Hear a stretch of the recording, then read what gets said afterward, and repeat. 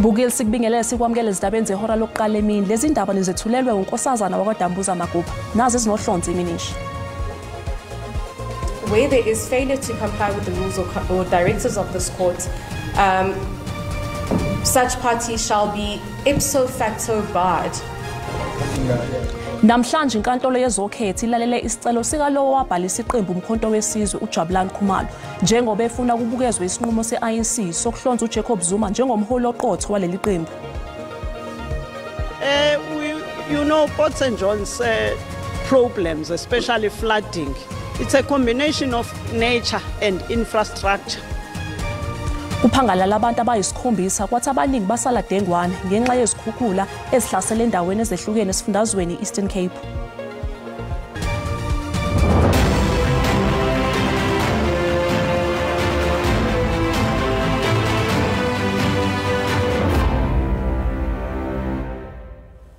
Lubuyele enkantolo yezokhetho udaba lwecala ngombango wesikhundla sobuholi beMK Party njengoba uJabulani Khumalo efuna ukuthi inkantolo echithe isinqumo sekhomishana yokhetho eyagunyaza uJacob Zuma njengomholi weqembu. uKhumalo uyena owabhalisa iMK Party kwa-IEC. Abameli bezihlangothi zombili baqalile ekuseni namhlanje ukwenza izethulo zabo. Ithimba labameli bakaKhumalo litshele inkantolo ukuthi incwadi eyathunyelwa kwa-IEC eyayifakazisa ukuthi uJacob Zuma uye osengumholi weMK Party ayizange ishicilelwe uKhumalo, kodwa konke lokho kwenziwa indodakazi kaZuma uDuduzile ngaphandle kokugunyazwa uKhumalo. The question I'm going to ask this court to decide is whether on the papers there is evidence that the letter that purports to have been authored by my client, Mr. Khumalo, on 9th of April 2024, was a letter as per his instruction or his handwriting. By handwriting, I mean a sense of did he author the letter himself? Our submission is there is enough evidence on the papers to suggest that Ms. Duduzile Zuma Sambuka authored that letter without authorization of my client. We will persuade you using the papers as to why you must agree with us on that score. Uhlangothi lwabameli bakaZuma luthi lolu daba lusesigcawini esingafanele kanti kunjalo nje aliphuthume. Luphinde lwaveza uhide lwamaphuzu eseka isinqumo salo sokuthi kuzofanele lichithwe inkantolo. We submit that good cause has not been shown by the applicant. Good cause has not been demonstrated to this court, nor has a full explanation seeking this court's indulgence for the late institution of this application is before this court. Ukulalelwa kwezethulo kuyaqhubeka enkantolo. Umengameli wezwe uCyril Ramaphosa usenxusa amaqembu ezombusazwe ukuthi ahloniphe imphumela yokhetho lukazwelonke njengoba lemphumela ikhombisa intando yabantu. uRamaphosa ubekhuluma emcimbini wokwethula kwemphumela yokhetho obubanjwe yikhomishana yokhetho ezimele kuleli IEC eMidrand. Ikhomishana yokhetho ezimele kuleli IEC imemezele ukuthi ukhetho lwalonyaka belikhululekile futhi lineqiniso njengoba ikhiphe imiphumela yokugcina yokhetho lukazwelonke. After carefully considering the extensive measures put in place and acknowledging the provisions of Section 57(3) of the Electoral Act 1998, the Electoral Commission of South Africa declares the results of the 2024 national and provincial elections as free and fair. ANC ithole amaphesenti angaphezudlwana kwama-40 wamavoti kwalandela iDA ngamavoti alinganiselwa kwangama-22 kwaba iMK ngamaphesenti ayi-14 kwathi iFF yaba nalinganiselwa kwayisishiyagalolunye. Umengameli wezwe uCyril Ramaphosa obethamele lo mcimbi wanxusa amaqembu ezombusazwe ukuba emukele imphumela yokhetho.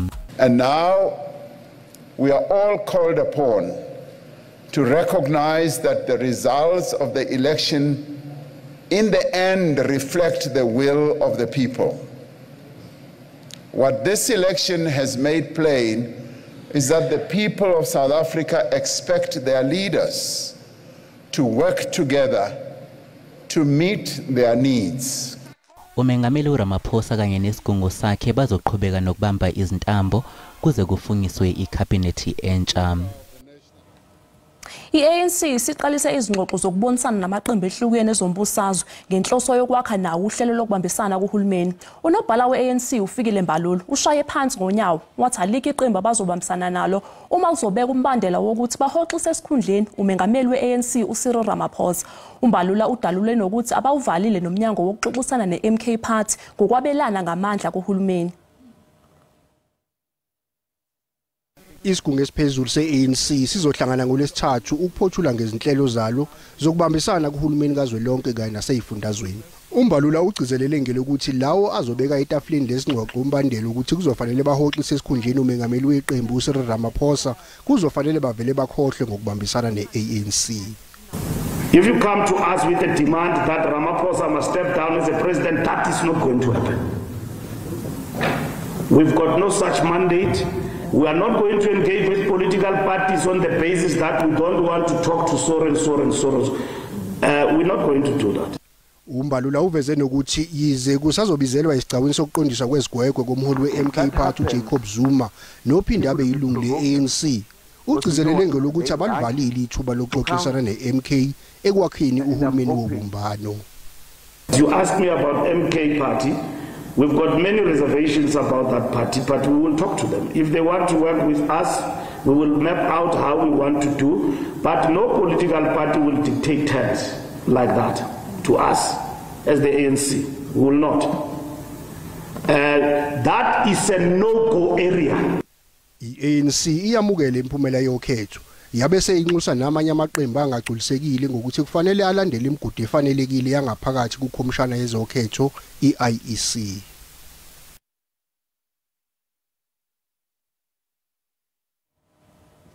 Umholi we-DA uJohn Steenhuisen uthi iqembu selijuba ithimba lamalunga aphezulu ukuthi liqala izingxoxo namanye amaqembu ezombusazwe malungana namanye amaqembu ezombusazwe kuzwelonke kanye nasesifundazweni njengoba sibhuntshile isivumelwano samaqembu angaphansi kwe-multi-party charter.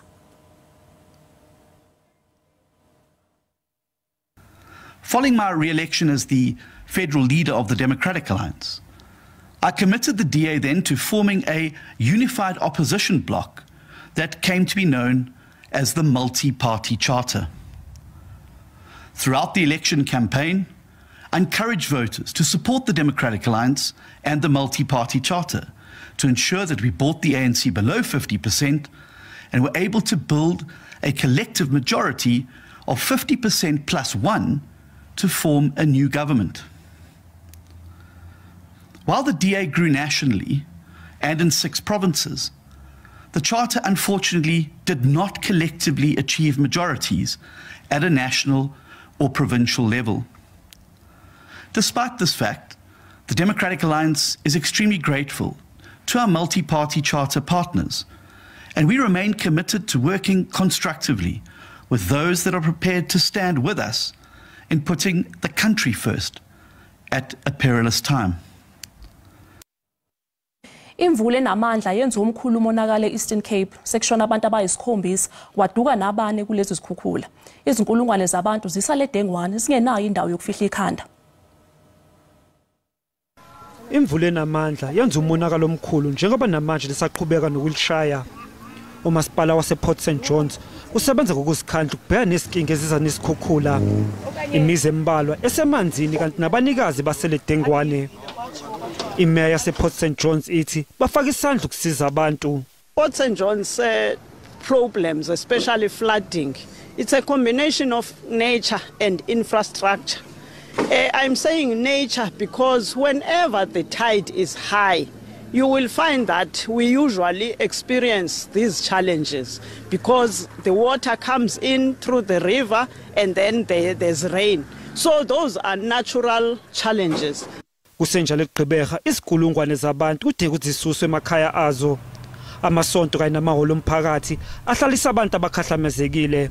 I must stress that we need water, bottled water, and we need disposable nappies, or people refer to them as kimbis, as well as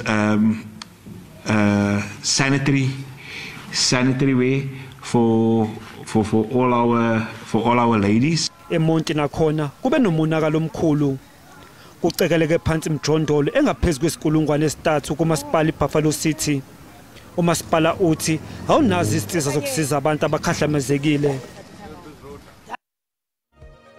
Bukeli sisathi qhu ezitolo kanti uma sibuya sizophathela udaba oluthi doesn't matter who you are. When you get out of the way, when you break the law, that you understand that there is law in the country, will deal with you as the law agencies. Amaphoyisa kanye nabombutho wezokuvikela sebenxuse wonke umuntu ukuthi ahloniphe umthethosisekelo wezwe. Kungenjalo uzoyikhotha impenge yomile.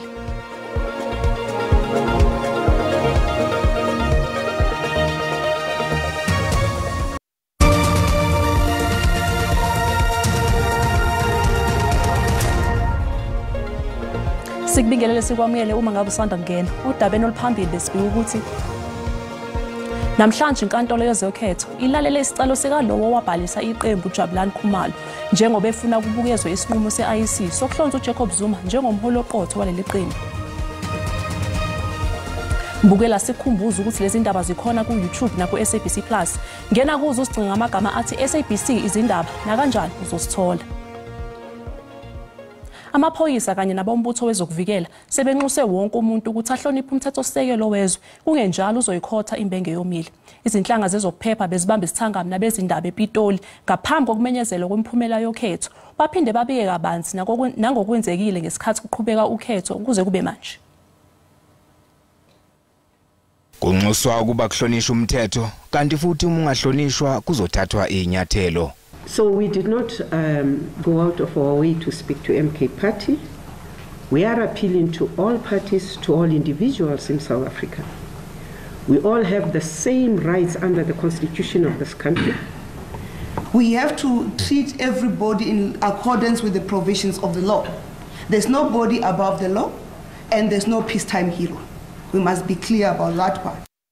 Saba ngokuthi ngaphinde kuqhubeka ibhelefu zeza ngo2021 ngoNtulikazi abakwaZidlodlo bathi asikho isidingo sokuthi abantu bethuke njengoba inqaphi zobudlova ziqinisiwe nje.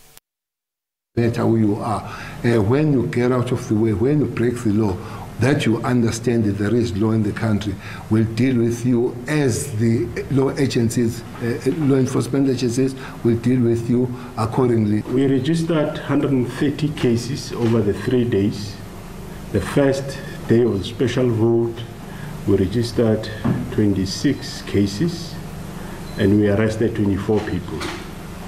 The second day, we registered 17 cases, we arrested 9 people. Kusenjalo baphinde bakhumbuza amaqembu ezombusazi ukuthi aboshwe ngomthetho wezokhetho. Amaphoyisa aqinisekise ukuthi alindele noma ngabe yiziphi igameko zokuphazamisa.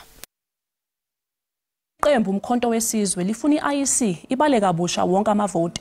Iqembu likholwa ukuthi lithola amavoti angaphezulu kwamaphesenti angama50 kwaZulu Natal. Namhlanje amalunga leli qembu abungaze ukunqoba kwawo kwaXimba.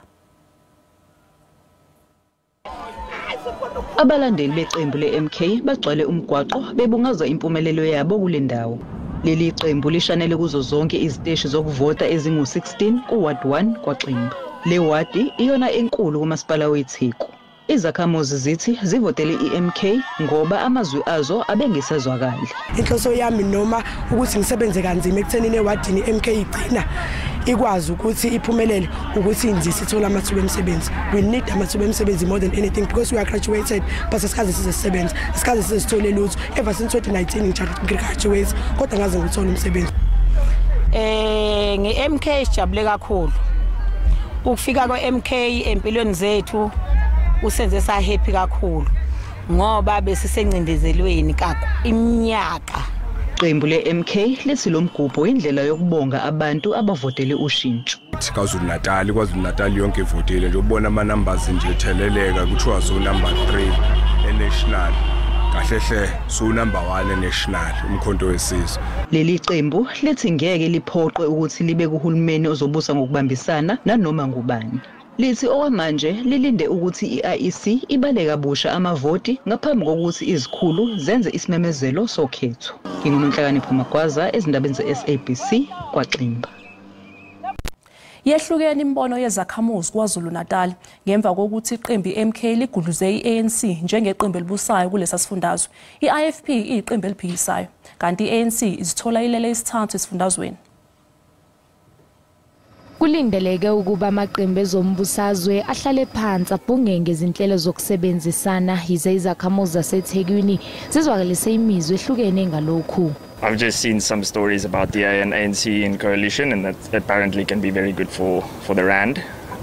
But I don't know. I don't know who's a good coalition partner for the DA at the moment. IFP and MK, yeah, the MK, to make the KZN province. It'll be right. I don't know whether it's going to be IFP and DA, whether that will make it, hopefully. Ezinye izakhamuzi ziphawule ngasohlangothweni lwe-MK Party emva kokuthi iketule ANC njengeqembu elibusayo KwaZulu-Natal. Well, it is what we've been expected, and moreover, it is good because it's going to change the entire livelihoods of the area. Well, mostly in the KZN, and we're expecting more in the national. I think it was interesting to see ANC fall out of the majority, and I think it'll be interesting to see what happens within the next elections and where the country goes from here. KwaZulu-Natal ibe nesibalo sabavoti abangamaphesenti angama-61. Iqembu umkhonto wesizwe seliyiqembu eliphikisayo eMpumalanga njengoba lithola amavoti angamaphesenti ayi-17. iANC ibuyele kuphatheni lesi sifundazwe njengoba ithola amaphesenti angama-51. Okhethweni olwedluli iEFF bekuyiyo iqembu elibusayo lilandelwe iDA. Kuphenduka amatafula kwezombusazwe eMpumalanga, iqembu elisanda kusungulwa iMK lijabule ngokuphuma kwabantu bayekuvota. Yize lizwakalise ungenelise ngohlelo lwe-IEC, kodwa leli qembu lithi lizokwazi ukuguqula impilo yabantu bakulesifundazwe. Even though we are not happy with what we have got, we need to state that categorically that we are not happy by being an opposition. We still believe that we got more than what they gave us, because those votes that we're having now is what they gave us. It's not what we've got. So, but nevertheless, be as it may be, we will be in the legislature, and for us it's a foundation to build up for 2026, because remember, 2026 is key in terms of service delivery. We need to make sure that we sweep everything in 2026, and we definitely deliver to the people's mandate, because people have given us a mandate. Ezinye izakhamuzi ziphawulile ngemiphumela yokhetho. I'm supporting EFF, and I'm very disappointed with the EFF. Ayendanga right. I must say I'm surprised about how well the MK party did, but on the other side I think that shows that the elections were free and fair. Amanye amaqembu aphikisayo nawo aphawulile. MK ingaphambi kwethu i-official opposition, kodwa ke sonke sima opposition, there's no different. Siyabonga asicalane nemuntu asikhulumi lutho lokubi, siyabonga ama-election ahambe kahle noma kube netizathu lapho nalapho, but la sihleli khona siyabonga. Bukele sisathe iqhubeka ezitolo umhlahlo wesimo sezulu yalandela emva kwekhefu.